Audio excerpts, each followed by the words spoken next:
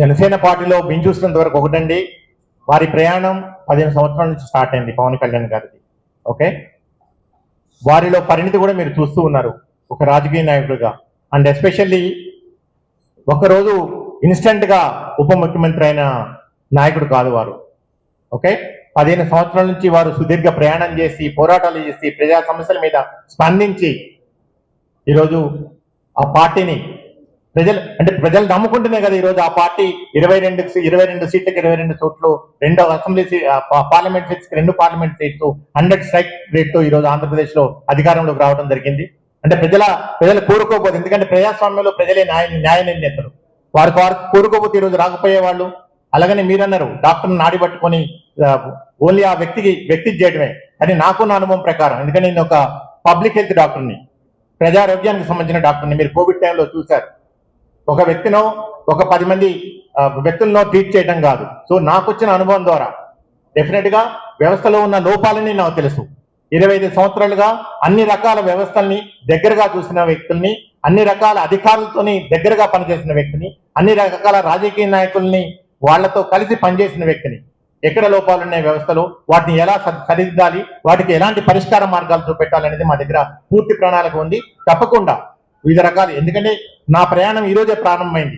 ఈ రోజు ముఖ్యంగా ఈ సమావేశం వచ్చేసి నన్ను నేను మీకు ఇంట్రొడ్యూస్ చేసుకోవటం, మీకు కొత్తగా ఇంట్రొడ్యూస్ చేసుకోవాల్సిన అవసరం లేదు. ఎందుకంటే చాలా మంది నాకు మీడియా మిత్రులు ఉన్నారు, చాలా పర్సనల్ గా నాకు చాలా మంది తెలుసు, ఒక అన్ని రకాల సంబంధాలు మీతో ఉన్నాయి. ఈ రోజు నా ప్రయాణం ప్రజలతో ముడిపడి ఉంది.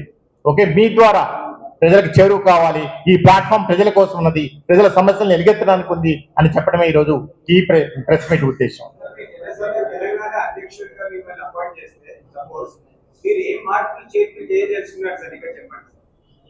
ఏదైనా మార్పు చేయాలంటే ఒక అడుగుతో సరిపోతుందండి, దానికి జనసేన అధ్యక్షుడిని కావాల్సిన అవసరం లేదు. ఓకే, ఈ రోజు నేనేదైతే ఉన్నానో నాతో మార్పు స్టార్ట్ అయింది, నేను ఒక ప్రయాణాన్ని ప్రారంభించా.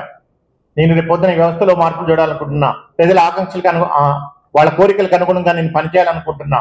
సో నాతో పాటు మా లక్షలాది మంది, వేలాది మంది జనసైనికులంతా కూడా నాతో పాటు తోడుతుంది. దానికి ఒక అధ్యక్షుడు కావాల్సిన అవసరం లేదు.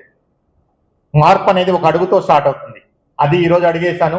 నేను రాబోయే రోజుల్లో మీరు ఏదైతే అనుకుంటున్నారో అది నా చేతిలో ఉన్నది కాదండి. ఓకే, ఒక పార్టీ ఉన్నప్పుడు ఒక వ్యవస్థ ఉంటుంది, ఒక అధ్యక్షులు వారు ఉంటారు, వారు సమయానికి అనుగుణంగా నిర్ణయాలు తీసుకుంటారు. సో అది నాకు సంబంధించిన విషయం కాదని చెప్పి నేను అనుకుంటున్నాను.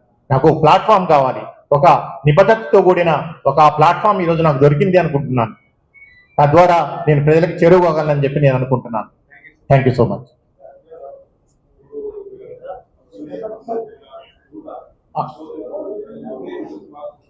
యువత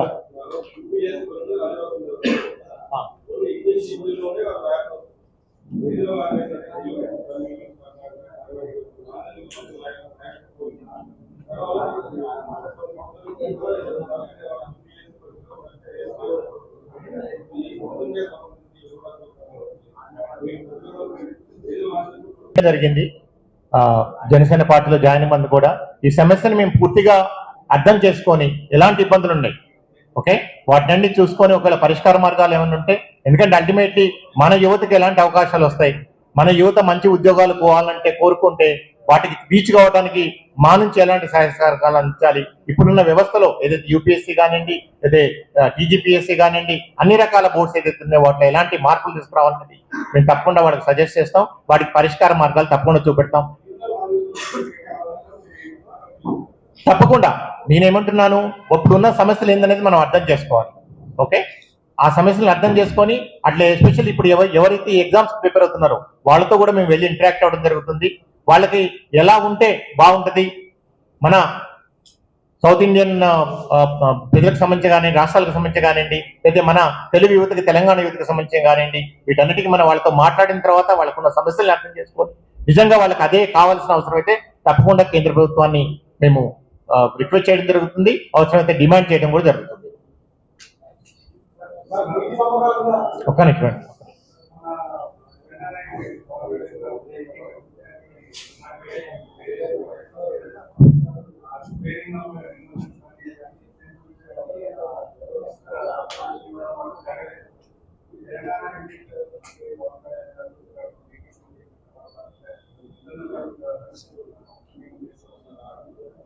ఇక్కడ మనం అందరం అర్థం చేసుకోవాల్సిందంటే మనది ప్రజాస్వామ్య దేశం. ప్రపంచంలోనే అతిపెద్ద ప్రజాస్వామ్య దేశం ఏదైతే ఉందో మన ఇండియా, భారతదేశం. సో ఈ భారతదేశంలో మనకి ఒక రాజ్యాంగం ఉంది. రాజ్యాంగం ప్రతి ఒక్క పౌరుడు కూడా హక్కులు కల్పించింది. అండ్ ఎస్పెషలీ రాజకీయ పార్టీలకి ఓకే వాటికి కూడా కొన్ని నియమాలు ఇవన్నీ ఉండటం జరిగింది. కానీ ప్రతి రాజకీయ నాయకుడికి, ప్రతి రాజకీయ పార్టీకి ఈ దేశంలో ఎక్కడికైనా సరే సిటిజన్కి ఏదైతే రాజకీయ నాయకుడికి ప్రతి పౌరుడికి ఎలా ఉన్నాయో దేశంలో ఎక్కడికైనా వెళ్ళి ఎక్కడికైనా ఉండి నివసించే ఉద్దేశం ఉందో, అవకాశం ఉందో, అలాగనే రాజకీయ నాయకులకి, రాజకీయ పార్టీలకు కూడా ఉంది. అండ్ ఎస్పెషల్లీ దీనికి సంబంధించి మా అధ్యక్షుల వారు ఆల్రెడీ క్లారిటీ ఇవ్వడం జరిగింది. అంటే తప్పకుండా తెలంగాణ రాష్ట్రంలో, ఎందుకంటే వారి ఆశయాలు సిద్ధాంతాలు పుట్టిందే ఇక్కడ. ఇంతకుముందే చెప్పా, జనసేన పార్టీ పుట్టిందే తెలంగాణ పురిటి గడ్డ మీద, హైదరాబాద్ పురిటి గడ్డ మీద. ఇది హైదరాబాద్ బిడ్డ, తెలంగాణ బిడ్డ. దీన్ని కాదంటానికి ఎవరికి అవకాశం లేదు. సో తప్పకుండా జనసేన పార్టీకి హక్కు ఉంది. మేము మాట్లాడేది తెలంగాణ సమస్యల మీద, వ్యక్తుల మీదనో, పార్టీల మీదనో, నాయకుల మీదనో కాదు. వాటిని ఎలుగెత్తి చేయడానికి ఈ ఒక్క రాష్ట్రంలో కాదు, ఏ రాష్ట్రంలో అయినా సరే ప్రతి పార్టీ కూడా ఎక్కడో పుట్టాల్సిందే. పార్టీలో నాయకులు కూడా ప్రతి ఏదో ప్రాంతం నుంచి రావాల్సిన వాళ్ళే. మనం వెళ్ళేసి ఇప్పుడు ఢిల్లీలో చేయట్లేదా, లేకపోతే ఇంకో పార్టీ వాళ్ళు వచ్చేసి ఇంకో రాష్ట్రంలో చేయట్లేదా? సో ఇవన్నీ మనం అంత అర్థం చేసుకోవాల్సిన విషయం. ఇవన్నీ కూడా నేనేమిటంటే చాలా చాలా చిన్న విషయాలు మనకన్నా సమస్యల ముందు.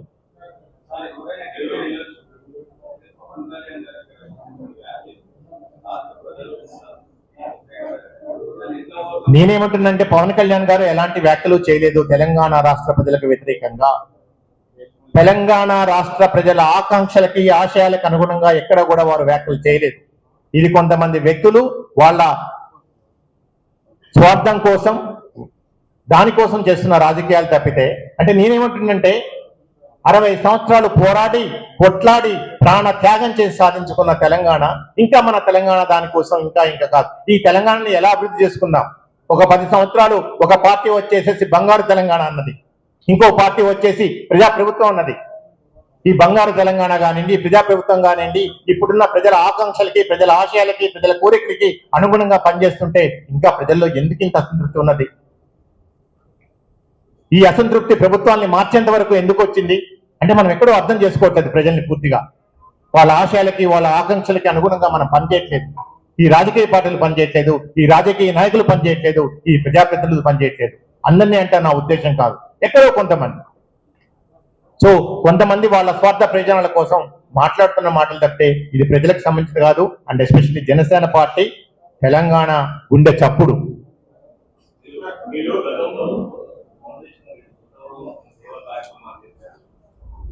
నేను వైద్య వృత్తిలో ఉన్నప్పుడు నాకున్న అవకాశాలతో పాటు మా నాన్నగారి పేరు మీద డాక్టర్ జిఎస్ఆర్ చారిటబుల్ ట్రస్ట్ స్థాపించడం జరిగింది. విద్య, ఆరోగ్యం, ఉపాధి, ఉజ్వల భవిష్యత్తు కోసం. ఈరోజే కాదు నేను మాట్లాడుతున్న ఈ మాట. ఎందుకంటే ప్రతి సమాజానికి, ప్రతి కుటుంబానికి విద్య, ఆరోగ్యం, ఉపాధి ఇవి ఉంటే ఎవరు ఎక్కడికి పోవాల్సిన అవసరం లేదు, ఎవరిని ఏం అడుకోవాల్సిన అవసరం లేదు. మనం కాళ్ళ మీద మనం నిలబడగలం. సో నినాదంతో మేము కొత్తగూడెం ప్రాంతంలో కార్యక్రమాలని చేస్తూనే ఉన్నాం. రాబోయే రోజుల్లో ఆ కార్యక్రమాలు సొన్నతాయి. కొత్తగూడెం ప్రాంతం కాకుండా రాష్ట్ర వ్యాప్తంగా కూడా మా డాక్టర్ జిఎస్ఆర్ ట్రస్ట్ ద్వారా, మా జనసేన ద్వారా ఈ సేవా కార్యక్రమాలు నిరంతరం కొనసాగుతూ ఉంటాయి. అండ్ ముఖ్యంగా పోతే మీరు ఇంతకుముందు మాట్లాడడం జరిగింది. నేను నా నా నా మనస్తత్వానికి అనుగుణంగా, నా ఆశయాలకు అనుగుణంగా నాకు ఏదైతే ప్రజలకి ఈ ప్రజా విస్తృత బాహ్యంలో ఏదైతే నిజంగా వెళ్ళడానికి అవకాశం ఉంటుందో అలాంటి ప్లాట్ఫామ్ ఇది. అలాగనే నాకున్న ఆలోచనలు, నాకున్న కోరికలకు అనుగుణంగా ఈ ప్లాట్ఫామ్ అయితే బాగుంటుందని చెప్పేసి నేను వెళ్ళడం జరిగింది. అండ్ ఇంకోటి, మీరు అన్నట్టు ఈరోజు నేను ఒక ఎమ్మెల్యేనో, ఒక ఎంపీనో, ఇంకేదో కావడం కోసం మాత్రం రాజకీయాల్లోకి రాలేదు. ఎందుకంటే ఆల్రెడీ జీవితంలో ఒక ఒక పొజిషన్కి చేరుకోవడం జరిగింది. ఓకే, మీరు ఏదైతే పవర్ అనుకుంటున్నారో ఒక అధికారిగా నేను ఆల్రెడీ అది చూడటం జరిగింది.